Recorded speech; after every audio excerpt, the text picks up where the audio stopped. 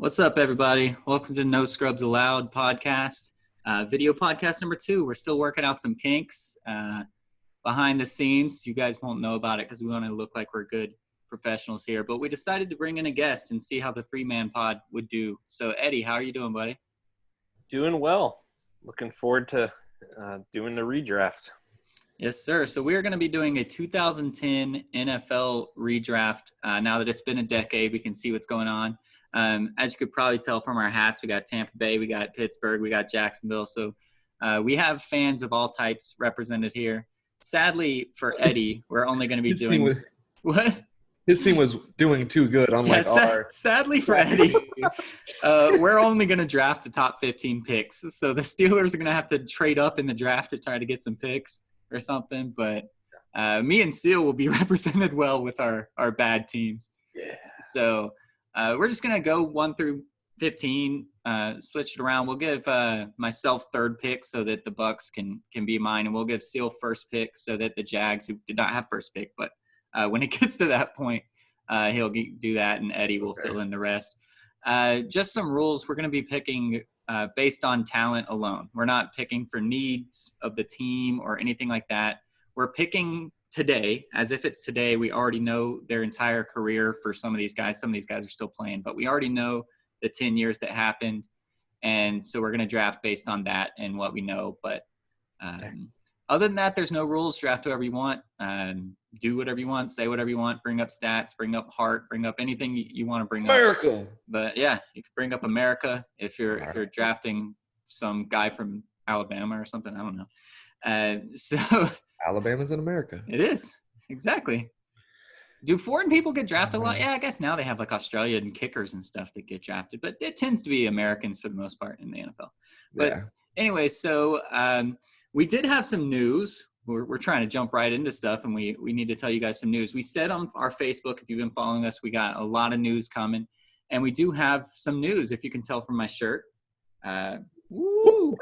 We are now officially sponsored. We have a code up on manscaped.com, even though we don't have a live read for you until next week. That's when that starts. But you can go on to manscaped.com, enter the code no scrubs at checkout. You do have to click all the way through to checkout before you're able to enter the code. But it's no scrubs. It gives you 20% off and free shipping. So go ahead, check that out. Support the pod.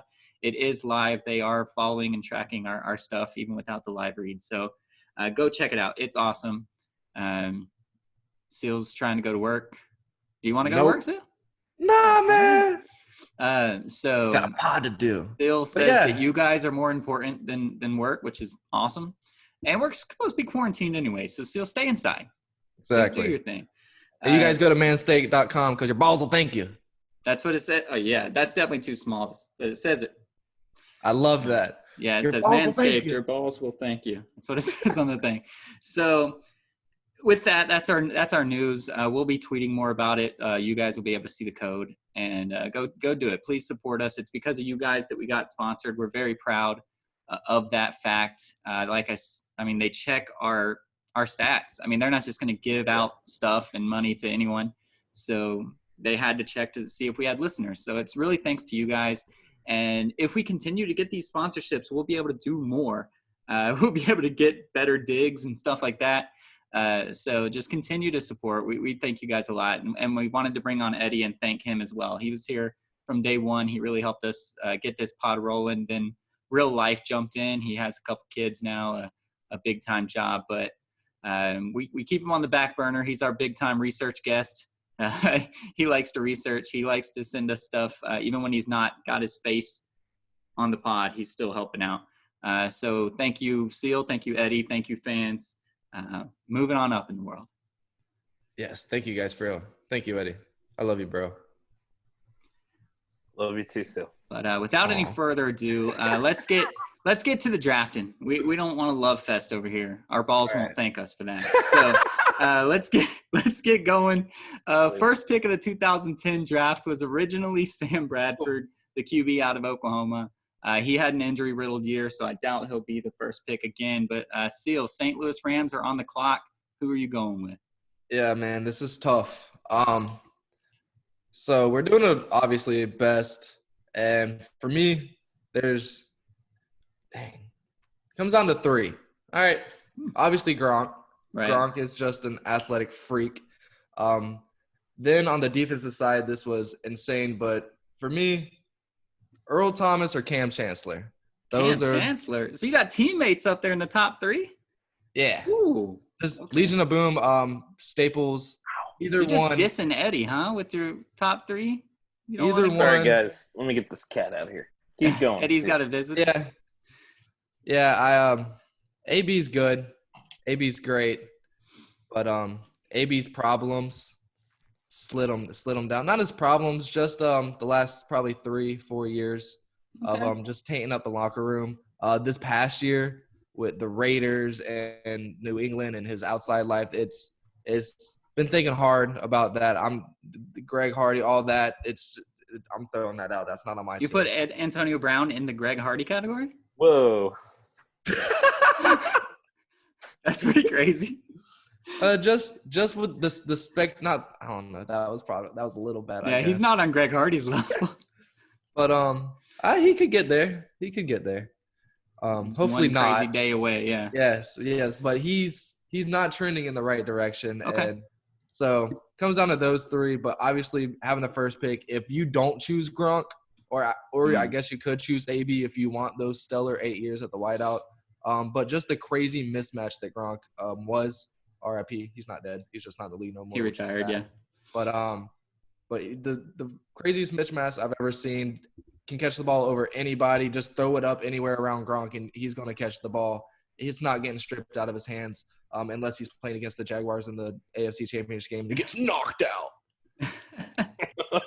So you went with Gronk. Is that who you went with? Yes, Gronk, number 1 pick. Put it on the board.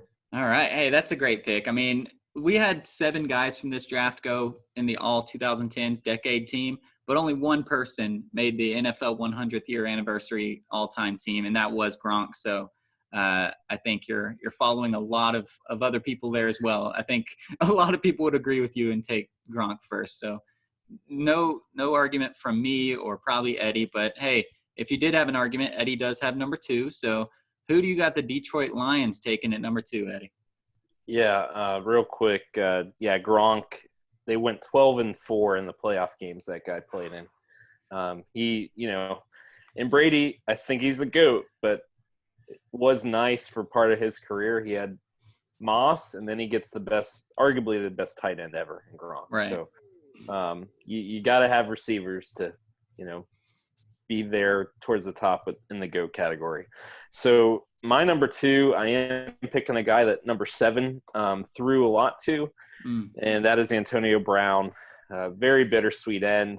It's been a tough year, really a tough calendar year, a year from today when it comes to this guy. He was a 6th-round pick originally out of Central Michigan, 4-time All-Pro, 7-time Pro Bowler. And his 2013 through 2018, really when Antonio Brown went from very good receiver to like elite, he averaged 114 catches per year, 1,500 yards per year, 11 touchdowns. I mean, the guy was a monster. It's bittersweet how it ended in Pittsburgh, but you can't not take this guy number 2. This is a guy that, at least up until recently, until the antics and arguably a mental breakdown, you have him on your team, you're going to be a playoff team, you're going to be a Super Bowl contender. And Antonio Brown. It's funny because that same year, actually before Antonio Brown, you guys drafted Emmanuel Sanders, and they were competing. And Emmanuel Sanders really won that job the rookie year, which was like 4th wide receiver. It wasn't really great, but he was looked at as better than AB, but that flipped very quickly once you got to see the on-field production. And then, of course, the rest is history. You guys stuck with AB and Sanders went off. But that's kind of cool that he had to battle from day one with some guys that were deemed good. Yeah, So, and that's a shame of the guy. His work ethic is second to none. He worked his butt off, but just the upstairs, I mean, the last couple of years, you've seen what's happened. yeah. And Antonio Brown, you're not just getting a receiver. He's housed 4 kicks for touchdowns in his career. Oh, nice. He's definitely, you're getting a multi-purpose player. Yeah, and just imagine if the teams were set and we were just picking a loaded team. The year before, the Lions had picked Matt Stafford, and they already had a man named Megatron as a receiver in Calvin Johnson. So that would have been the 2007 Patriots right there, just going nuts. I don't know if their defense can stop anybody, but that offense would have been unstoppable. A world where the Lions win the Super Bowl is still hard to conceive, but hey, I don't the Eagles think won it in our lifetime, so we'll see what happens there. True. All right, so next up is my Tampa Bay Buccaneers. They originally picked Gerald McCoy, and sadly, I don't think I'm going to reach that high to take McCoy third. But I will take a defensive player, and my top three, much like Seal, my number one was based off three people. It was Rob Gronkowski, Antonio Brown, and then this pick, Earl Thomas, which was the only one actually drafted in the first round. He was a stud for the Legion of Boom. I don't know why Cam Chancellor was on that list beside him, because he wasn't even the best defender on his own team. That was Earl Thomas. So I'd have to give Earl Thomas right now. He's a 7-time Pro Bowler, 3-time first-team All-Pro, 2-time second-team All-Pro, and, of course, that ring that Antonio Brown doesn't have. I don't know what finger he wears it on.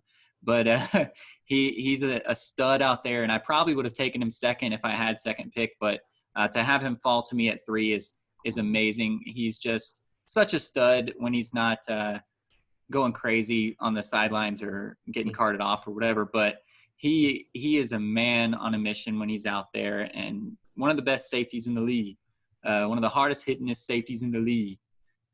So I got to go with Earl Thomas over there. So it's a great first pick for us. I think everybody picked somebody that most critics would agree with. So let's go ahead and move on to the next pick. Who originally had this? Let's see. Oh, this was Trent Williams to the Redskins. A great pick. So, Sil, you're going to go that way again? I don't like Trent Williams. Actually, I can show you all this. So on my little draft list, if you can get to it, Trent Williams has the middle fingers. Yes. Right. I just don't like the person he is. He was a great player. But I just and this draft is way too defensive heavy. There's way too many defensive players that you have to snag quick.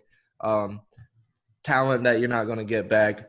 This guy, he great, has that little ring that AB doesn't have as well. Yeah, it was great. Should have another little ring, but Pete Carroll threw the ball, and we all know how that went. But he doesn't. This is a teammate of Earl Thomas. The reason I had this guy so high is because he doesn't have his tibia fibia in a boot getting carted off, flipping off his head coach. But you seem to like middle fingers. I love them, but I'm not getting paid millions of dollars. Poor Earl Thomas. And Cam was retired by this point. Keep going. Sorry. He didn't even say the name yet, Seal. I think we can use context clues to think you're going with Cam. Cam Chancellor. Mr. Retired. It doesn't matter. He's the glue to the Legion of Boom. Knocked the wood. He's just a class assistant. He was amazing. I love the linebacker position. It's very important on defense. They're the quarterbacks essentially of the defense, and you need it. Gotta have it. What happened to Travis? It's like freaking out. My thing's freaking out. I don't know. You're still there. It says my internet connection is unstable. Oh, no. So are my draft picks. All right, just keep going. We'll deal with it. But, yeah, got to go with Cam, another person in Legion of the Boom, just the more classier one. Went to work, one of the best at his position every single year. He's that dude. All right, so fourth pick, Cam Chancellor, the first guy taken off the board that did not make the all-decade team, just FYI. So Seal's going with the scrubs. I had no scrubs allowed over here. But no, he was not a scrub. Chancellor was good, but he was not in my top 12 at all, I don't believe. So top 15. So, I mean, I consider it a reach. But, of course, he was part of one of the better defensive units of the 2010s. So, I don't know what your chat means, Seal. Oh well. Anyways, so next up is the 5th pick, and that goes to Eddie as well. It was originally Eric Berry, a controversial choice nowadays, from the Chiefs. So what do you think for that pick, Eddie? Yeah, so we could be picking Eric Berry here if he had the health, but we'll get into that a little bit later. I'm actually going to be picking a guy from my division, so I'm not biased. And that is Mr. Geno Atkins. What? A guy who does not get I had him the up there. love he deserves. I'm picking him ahead of 2 other notable defensive tackles that we might talk about later. Yeah, just keep dropping my boy. He was a 4th rounder out of Georgia. 2-time All-Pro, 8-time Pro Bowler. And yes, he is on the recently released NFL All-Decade team.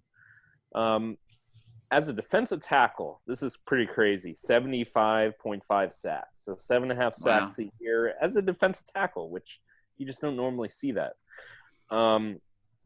3 double-digit sack seasons, and just generally a force. 153 games played. I'm picking a guy who's going to give me longevity, and who, even if he's playing for a terrible franchise, he's still going to produce.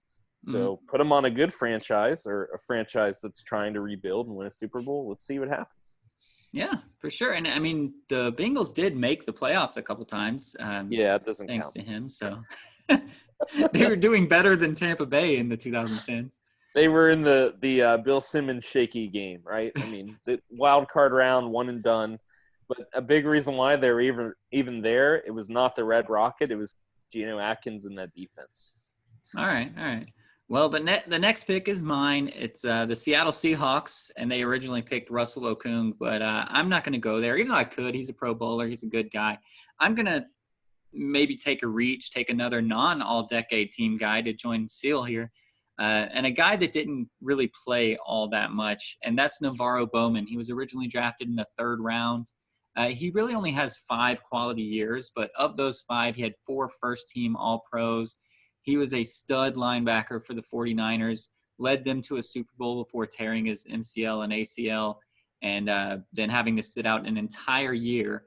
Then he came back the next year and not only played well, but led the entire NFL in tackles. So he's a superstar, a stud, and it's sad that he's not playing more years. But I think if you played his career 100 times, this is one of the worst outcomes that you can have. So I would roll the dice on him having a better time with my medical staff, hoping that they're a little better. But Navarro Bowman, when he was on the field, he was a monster, tackling machine. So I'm going to reach a little bit and take upside over longevity here and go with Navarro Bowman at number 6. All right, so we're at number 7. YouTube superstar, I got to say that. Oh, yeah. Out of all the guys I YouTubed, because Navarro Bowman overshadowed by Patrick Willis, but really great linebacker. And I was like, okay, why do I not? I know football pretty well. Why don't I know about him? Watching his YouTube highlights, it's worth it. I know we got a lot of time on quarantine. Spend 5 minutes, watch some Navarro Bowman. You won't be disappointed. I have not watched Navarro Bowman on YouTube. Didn't deep dive that much for the research part of this, but that's why we bring Eddie along. I don't know which he is, but that's why we bring Eddie along, because he likes to watch YouTube videos of people blocking and people hitting and people doing all kinds of. While I hold my infant daughter in one hand, I have the phone in the other hand. Yep. Just YouTubing weird football plays. So next up is pick number 7 that goes to the Cleveland Browns, and they originally took go Gators, Joe Hayden, one of the many Gators taken in this draft. Seal, are you going to go that way again with Joe Hayden, or are you going somewhere else? I could go Carlos Dunlap, go Gators. You could, but I won't. God, this is so defense. It's crazy. There hasn't been an offensive player in Gronk quite a while. and AB. But that's it. No that offensive players since the 2nd pick. This is crazy. Could I go Dez to put the X's up for his peak 3 years? Hey, if you want, hey. The Browns could use Dez, that's for sure. And then you didn't go on McCoy. So it comes down to McCoy or Sue pretty much at this point. And who you want? You got to go Ndamukong Kong, Sue. Got to. He was a monster. He still is kind of when he wants to. He's I don't good for know. about 4 good plays a game. Yeah, you're definitely going to get 4 great plays from him a game. He's still a beast, but those first 6 years, I'll take the problems he had. Just the weird ways he would show his aggression on the field. I'll take it. I'll take whatever is going on in his head. He's just a monster. He's a beast. He was an absolute disaster for offensive linemen. Double teams didn't matter. It was awesome. So, Well, you know who wouldn't take whatever was going on in his head? The Detroit Lions, and that's why he got shipped out. So I wanted to bring that up because that's something that dropped him for me. He was 4th on my list. I ended up dropping him all the way to 9th, so I'm glad you kind of took him Wow. off there. This man was fined 6 times, suspended twice, and I found a page on Football Reference for penalties, and he had the most of the people that I researched by a large margin. He had 75 penalties that counted for 500 penalty yards. The next highest was Trent Williams with 54 penalties. So this man was just, even when he was on the field, which wasn't a lot with all the suspensions, actually he was on the field pretty good, but he had penalties. He was penalties. I didn't check how many were like unnecessary roughness after the play, but I'm sure a lot of them were. He was super penalized. And my dad used to have kind of a saying when we would watch football that he thinks a new rule for the Making Sports Great Again that Eddie and I like to talk about. If a team accumulates 100 yards in penalties, the other team should get a safety because you lost 100 yards. That's the equivalent of a safety. So if that were a rule, then that would be one guy letting in 5 safeties, 10 points to the other team throughout his career just for being stupid. So that's why he dropped down on mine. But that's fine that Seal wanted to go with him. So he took him off of my hands. But the next pick will go to Eddie. Normally, let's see, what are we at? We're at number 8. This was the Raiders, who are notoriously bad at drafting, in my opinion. They took Rolando McClain, which, again, is not a bad linebacker, but there were better ones that ended up in this draft. But, Eddie, what are you going to go with the Raiders here? Sure. So, yeah, and what I'll say about – I had one little thing on Sue. Yeah. He great player. The talent is top 5 or higher, maybe even top 3. But anybody that good with the numbers he has who has been at 4 teams, it's just a sign something's wrong. Right. And it's a shame. I loved watching him in Nebraska. I remember watching their Big 12 title game, and he just dominated Texas. But, gets to the NFL, and, there's the character issues and the penalties and all that. And it's a shame because great player. Definitely, for playing Madden, we pick him higher. Oh, yeah. For a Madden team, he would be on it. So, but we're not playing Madden. We're trying to put ourselves in the shoes of the GM. And I picked a guy who had a shorter career than we would have liked, but who was an absolute stud, and that is Eric Berry, a strong safety out of Tennessee. He went 5th overall in the actual draft, and despite the injury stuff, he only drops a couple spots. In 2011, he tore his ACL. In 2014, he was diagnosed with Hodgkin's lymphoma, and in 2017, he ruptured his Achilles. So you would think that somebody like this, oh man, I think I misread my big board, but we're still going to stick with Eric Berry just out of his character, out of who he is. Oh my goodness. So, no, Eric Berry is a stud despite the injuries. A lot of turnovers, but really only 5 healthy seasons. But hey, somebody picking in the spot, they're trying to turn around their team very quickly. And Eric Berry's a guy that you get 5 healthy years, he's going to push your team forward. So that's why I went with him. Yeah, I mean, every year that Eric Berry was out there, he was an all-pro basically. Well, no, I guess he was a Pro Bowler every year, but not all-pro. But something that I had in my notes from Eric Berry is that the team really benefited him, and he lucked out as much as you can be lucky with a career-ending injury. But he played those 6 years and played really well to the point that the next year he got a 6-year, $78 million contract from the Chiefs where he only had to play 3 games, I think, and just really show out. And now he got paid for it. So props to him. It sucks that you end your injury that way, or end your career that way. But he made the all-decade team with only 5 years, like you said. So way to get paid, buddy. Way to get paid. Yeah, that's awesome that he got paid. But so now is it my pick? Ooh, it is. It's my pick now. And because Eddie went with Eric Berry and said he went away from his draft board, I'm going to change up this whole draft. Oh, man. We had notes, but I'm changing this thing up now. So we're on the fly from our notes because Eddie missed his big board. But I am now taking Maurkice Pouncey. I hate you. I was going originally went 18th, so he's going a lot higher now. It's hard to quantify what an offensive tackle does, or an offensive lineman does. He was a center for most of his career. And it's hard to quantify what that does for a team because you can't really look at stats unless you look at like pancakes and QB sacks allowed, but that's an entire line. So, but he did make the all-decade team. He was a consistent starter, 8 years. I'm sure Eddie could say more on him since he originally wanted to draft this guy. But he was a 3-time second-team All-Pro, 2-time first-team All-Pro. He's a stud, just anchor for that offensive line. And something that I wanted to point out is he was the reason for me finding that penalty statistic because through all the decade that he played, he only had 23 career penalties for 191 yards, and that's huge. Linemen tend to have a lot more than that between false starts and holdings. Like I said, in comparison before, Trent Williams had 54.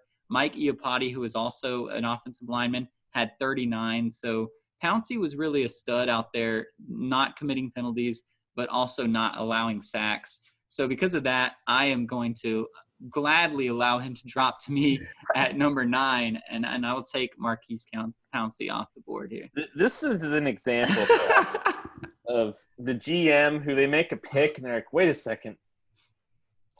We left this guy on the board? Who was picking that year, or for you? You had the Chiefs. Ooh, the Chiefs don't normally mess up. This is an example of Team Eddie allowing one of the junior scouts to kind of. Hey, you were picking for the Raiders. That's just what they do. This is what they would do. It's pretty accurate, actually. Very realistic from the Raiders. Yes, that stinks because I would have loved to take him here at number 10, right? We're on 10? Yeah, you're the Jags now. You Jaguars. took Tyson Alualu last time, back in 2010. Is that what you're going to do again? Not at all. I hated that pick. It was a horrible pick. Absolutely horrible pick. We definitely should have went offense. It would have been great to be able to pick up Maurkice Pouncey and help go Gators and help out that offensive line that has never really been good. Brandon Linder's the best center I can remember, and he's not good. Brad Meester was great back in the day, but we just have missed that, and it would have been great to have that around for the last 10 years. So thanks a lot for doing that to me. Yes, I appreciate you. But not Tyson Alualu. Horrible pick. Great customer. Had him at Subway. Gave him some. What did he order? He bought. Why would I remember, bro? This was so long ago. But I just remember the draft happens. First pick, put him on the board, Tyson Alualu, and I'm just not happy whatsoever. Get to work on Sunday, and here comes this big old dude with his family. Big old Hawaiian people, just massive people, getting sandwiched. So they got a lot, I'm guessing. If nice. I don't really remember too much. But good guy, awesome dude. Horrible football player. Shouldn't have got drafted. I mean, he's not horrible, but just he wasn't terrible, but not top 10 talent. Yeah, that's for sure. A lot more. A guy that I would have loved to have. We got Paul Posluszny a couple years later, and it really showed me how important the middle linebacker position is for the defensive side of the field. And if you have a really intelligent linebacker, it really can help you get wins. And let's see, I got to go Sean Lee here. Have to go Sean Lee. Yeah, okay. I know he didn't play a lot, had a lot of injuries, but man, the smartest linebacker I can recall. Just an intelligent cat. knows where the play is going, always has his nose on the ball. Well, when he's on the field. And just that was kind of the slight, but I'll definitely take the 10, 11, 12 games I'm going to get from him a year, just out of pure intelligence of the game. Anybody? Sorry, I was trying to talk to the back end producers back here. They're in my ear. It's kind of hard to do both. Technical difficulties. But I actually had Sean Lee on my list, but he fell off before I even started to deep dive research. His stats just weren't there for me. I couldn't handle it. But a lot of people pick based on heart, and I guess that's what you're doing, because when he was on the field, there is a clear difference between when he's on the field and when he's off the field from the team record standpoint and from like making the playoffs, just doing well. And regardless of stats, if you're winning, that's huge. So he helped the team win, not win everything because the Cowboys are the Cowboys, but he did help a team win when he was on the field and not when he was off the field. So good pick there. But if you're just basing it on stats, I think it's a reach. But when you are trying to build your team and you're pulling from everybody, I think he's not a bad pick. So Sean Lee just went number 10 to the Jags for Seal. So now we are up to number 11, and it was the San Francisco 49ers. They originally picked a center out of Kentucky, Anthony Davis. No, just kidding. They picked an offensive tackle, Anthony Davis, not from Kentucky. But I don't think the real Anthony Davis, the unibrow, could play offensive tackle for a football team. That's crazy. Was Mike Upati an offensive tackle? Yeah. Wow. Yeah. This Anthony Davis kid got drafted above Yeah, him? I don't know who this Anthony Davis guy was. I know he played at Rutgers against us and won a bowl game against UCF, but I don't really know much about his stats or his numbers or anything. But Eddie, who are you going to go with the number 11 pick here? Well, this thing has kind of fallen in an unexpected way, this draft. So, thanks to the Raiders. Yeah, thanks to many things, actually. But I'm going to go with my original notes when I was, doing the research. And I'm going with a guy that we kind of have taken little digs at, but who, bottom line, the guy's made 7 Pro Bowls. I'm going with Trent Williams. Oh, okay. Okay. Because the bottom line is it's hard to find a good left tackle, and a guy who went 4th overall originally from Oklahoma. I would say he's lived up to that with 7 Pro Bowls. I mean, I think there's guys that are more deserving of being picked ahead of him, but in this spot, I'd be happy to get a Trent Williams. He's had some injuries, but he's fairly durable, 120 games played. And his recent circumstances notwithstanding, this is a very solid left tackle that, I'm trying to establish my franchise at this point. This is the kind of guy you want. Yeah, and tackles are huge. I mean, the left tackle is what they say is one of the most important positions on offense. So to be able to lock that in for 10 years with only a few minor headaches and he was suspended twice. I think it was substance abuse. I'm not really sure, but nowadays isn't the substance abuse rules changed? Maybe he gets to stay on the field.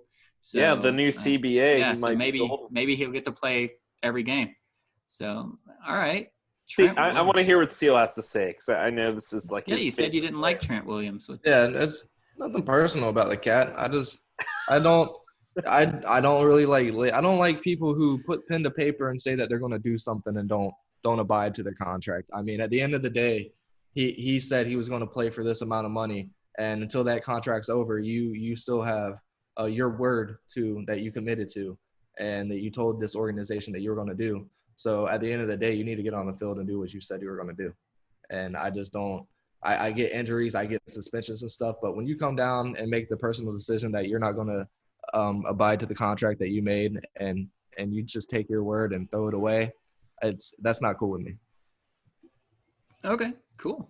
So the next pick was the Chargers. They picked Ryan Matthews, and I think if we were picking for fit, Ryan Matthews wasn't a bad pick. I know C.J. Spiller also went to the Bills from running backs, but I think that that Ryan Matthews is probably the best running back out of this draft, but it was not a good running back draft class, in my opinion. So we're going to stick with defense, and this is the moment in the draft that if this were being televised live, they would move over to the green room and there would be a very large man crying because he was told that he was going to get picked really high, and he's continuing to slide, and he's sad about it.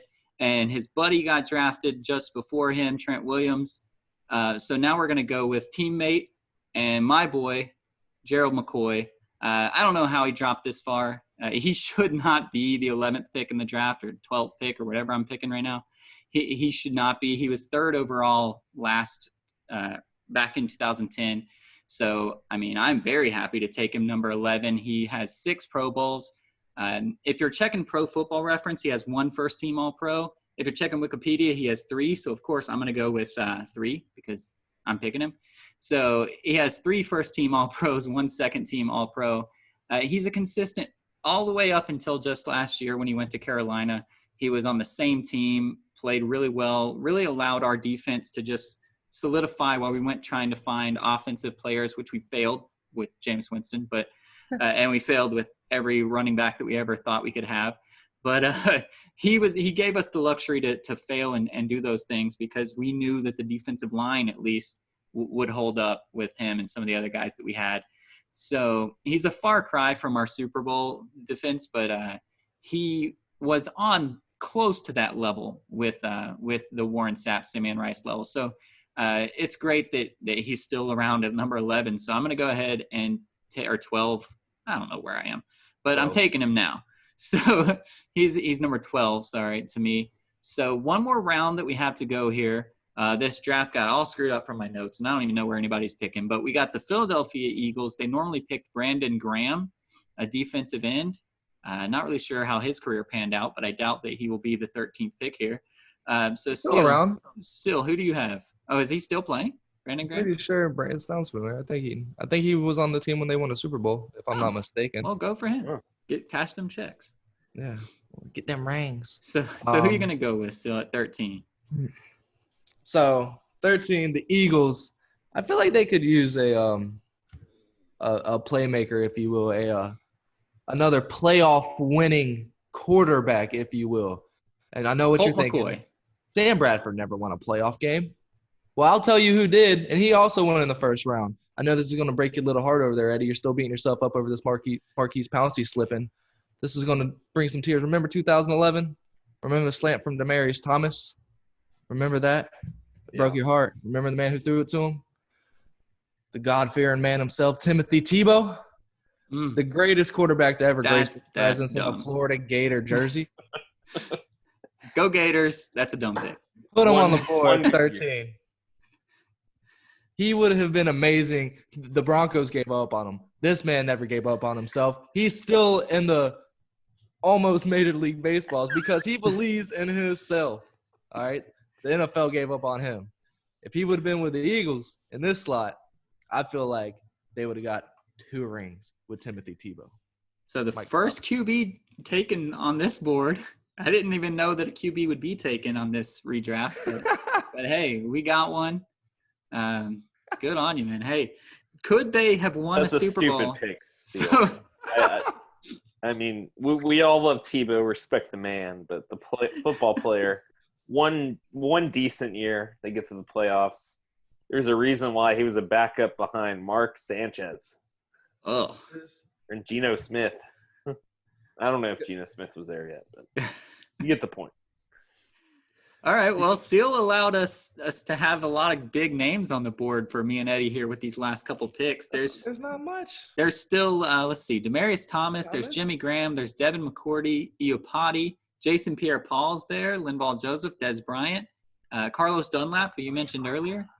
Emmanuel Sanders, as I said, was drafted by Eddie's Steelers in the first place. So now we get to see what the Seahawks – didn't you already pick for the Seahawks, Eddie? But anyways – the Seahawks picking again. Last time they got Earl Thomas. Earl Thomas is not on the board anymore. So where are you going with pick number 14, Eddie? All right, I'm going to stick my guns here. Jimmy Graham, tight end out of Miami. Over Aaron Hernandez? Yeah, we love Aaron, but he didn't have a very long career, and he had a good career. He does have a He documentary. had a great whatever career. that's worth. He had a killer career. Jimmy Graham originally went third round. One-time All-Pro, 5-time Pro Bowler, and I'm picking him, but I'm going to be honest with you. He's a guy that disappoints me just because I kind of had him. There was Gronk, and then I had Jimmy Graham, and then everybody else. Mm. And Jimmy Graham, I feel like he didn't hold up to that standard he had in New Orleans. He made millions and millions of dollars doing this thing. I'm sorry. I just don't see how you can't. There's Demaryius Thomas. You got Dez Bryant. Aaron Hernandez still whatever CTE issues he had. Jimmy Graham led the league in touchdowns for a year, and I think was second. Let me get into some Jimmy Graham stats. So Jimmy Graham had a good year, but that's not good enough. But Jimmy Graham can get up here. Come on, guys. Dez Bryant screwed my fantasy team like the stats sucked. I know why he's not picking Demaryius Thomas. I understand because that. Tim Tebow talked about that. Yeah, you got to start. Oh man. No, I think Jimmy Graham's a better player than Demaryius Thomas. Demaryius Thomas, very good receiver, but Jimmy Graham's a better player. You had Emmanuel Sanders. You didn't like what he did for you. That's why they shipped him out. No, they shipped him out because of AB. We can do a future podcast on Steelers receivers if you'd like. Emmanuel Sanders is down the list. No, Jimmy Graham, 2011, 99 catches, 1,300 plus yards, 11 touchdowns. I mean, that's receiver stats. That's ridiculous. 2013, he even did better. 86 catches, 1,200 yards, 16 touchdowns. I mean, the guy for a couple years there was in that Gronk category, almost. I still would have Gronk up here, Graham right here. But I got to give the guy credit. He's played 153 out of 160 possible games in his 10-year career. So he's durable. But we all know he has not been as good as he was with the Saints. And he's played with good quarterbacks. Russell Wilson, now Aaron Rodgers. So that is a disappointing part of Jimmy Graham for me. But I would still take him at this point, just based solely off of his high points. Yeah, I had him on my list, and you took my argument away because for the 15th pick, the Giants, who originally selected Jason Pierre-Paul, and he's on my list here, but I'm not going to go with him either. The two that I was actually battling between was Jimmy Graham and this guy, who we have brought up now multiple times, and that's Demaryius Thomas. He caught a touchdown pass that he did all the work. Tebow didn't do anything. Taylor did no 4 yards across the middle. And I'll give Tebow credit. It was a nice slant. Eddie, how many yards was that? I'm only asking you not to hurt you, but you would be the only one that would know that. I think it was 80 yards. I'm guessing. And all of that was Demaryius Thomas just burning your boy. So I'm going to go with him. He's, like we said, this is a defensive draft, but out of all the offensive people here, I think he is the third best, in my opinion, behind Gronk and Antonio Brown. Not linemen, not counting linemen, skill positions only. In 2014, he was second in the league in yards and receptions, and that was to your boy Antonio Brown. And then in 2013, he was second in receiving touchdowns to your boy Jimmy Graham. So when he was out there at his peak, he was one of the top wide receivers in the league. Somehow he never got first team All-Pro, probably because Antonio Brown got 4 of those from him. But he did get second team a couple years, and he has a Super Bowl ring. A Super Bowl ring, by the way, that he didn't help at all. He had 1 catch for 8 yards in that Super Bowl, but your boy Emmanuel Sanders had like 8 catches for 80-something yards in that Super Bowl. We aren't doing him complete justice, though, because in the playoffs, Demaryius Thomas, 10 playoff games, he had 53 catches, over 700 yards. I mean, he was 6 touchdowns. He wasn't a bad playoff player, but you're right. I wanted to move him up. A little bit down. I wanted to move him up higher, so I looked at his Super Bowl stats just to see, and 1 catch for 8 yards isn't going to give it to me. And we know that was a noodle arm Peyton Manning letting the defense just win the game for them. So nothing against Demaryius Thomas, but that was probably the toughest Super Bowl to watch, and I wasn't able to watch it. I was at work. Thank you, Jesus. I was at work too. What are the chances? Yeah, so I'm going to go with Demaryius Thomas for my 15th pick, which is really awesome. I'm happy that I'm able to pull him out. I think like I said, I think he's the third best offensive skill position in this draft. So to get him at 15 is huge for me. So that's all we're going to do for the picks now, but we do have some notable people left out here. A couple of first rounders that I had marked was Devin McCourty, Mike Iupati, and then Jason Pierre-Paul, like I said. Those guys all got left out. McCourty didn't go till 27th, so technically not left out here, but he did have 3 Super Bowl rings and was a shutdown corner for many years. Did you guys have anybody that got left out that you had in your notes and were looking at? Sure, I'll go first. No, McCourty definitely. Another Rutgers guy. I didn't realize we saw him at that St. People. Des Bryant. Everson Griffin. Yeah. Who kind of came on late. His first couple of years, he was more of a backup rotational guy. But later in his career, made 4 Pro Bowls for the Vikings. And he's still going strong. Nobody snagged Dunlap. You did not say Joe Hayden, correct? No, I didn't take him. I don't think anybody took him. Joe Hayden's had a solid career. Joe Hayden was in Browns purgatory for 7 years, and made 2 Pro Bowls with them, and made a Pro Bowl recently with the Steelers. And we're happy to have him. Not our best DB, that'd be Minkah Fitzpatrick, but definitely our best corner at this point. So no, this was a deep draft. It was hard. I don't know about you guys. It was hard for me to narrow it down to the 15 that I had. And I went back and forth on a couple guys. Especially when you look at the guys left out, that we still left out 4 guys, at least from my notes, that made first team All-Pro, which is pretty crazy that they're left out. Like I said, Mike Iupati, which there were a couple of linemen better than him. Jason Pierre-Paul really was juggling with him. I think I had him right there on the bubble. But because nobody wanted Greg Hardy's peak years. Nobody wanted Greg Hardy's peak years. None of us picked Pierre-Paul because he's from USF. Exactly. He's a cow, and we don't like that. Des Bryant made a first-team All-Pro, and, of course, had a couple of elite years. But he messed up my fantasy team a couple times. I missed out on a championship because, not even kidding, one time, I was up going to Monday Night Football, up. With one guy left to play. The other team had nobody left to play. It was Des Bryant. He caught a screen pass for -2 yards, fumbled the football, lost 2.2 points, and I lost the game with nobody else on my opponent playing. So screw Des Bryant. I would never pick him in the draft. So that's why I let him go.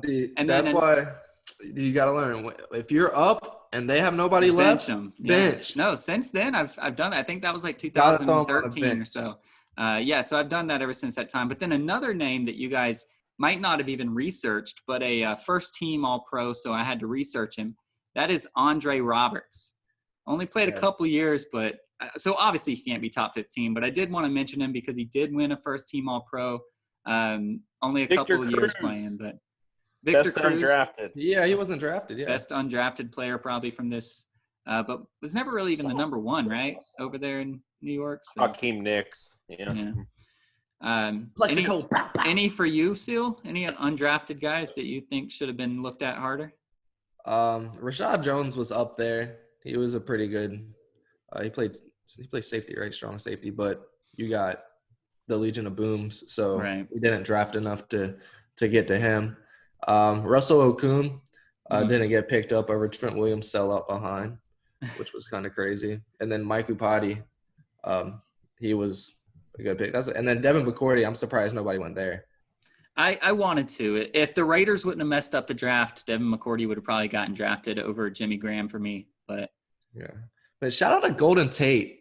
Ooh, yeah. He's been Mr. Consistent. He's not flashy, but he gets you 700 yards a year. He doesn't do bad. Doesn't drop a lot of passes. He's just not Mr. I'm probably the only one here who had classes with the guy who got drafted, Terrell Troop from UCF. Second round. Nice. With the Bills. A place players go to die. Did you ever play football with him? No. Man, he was a big human being. Oh, was this college?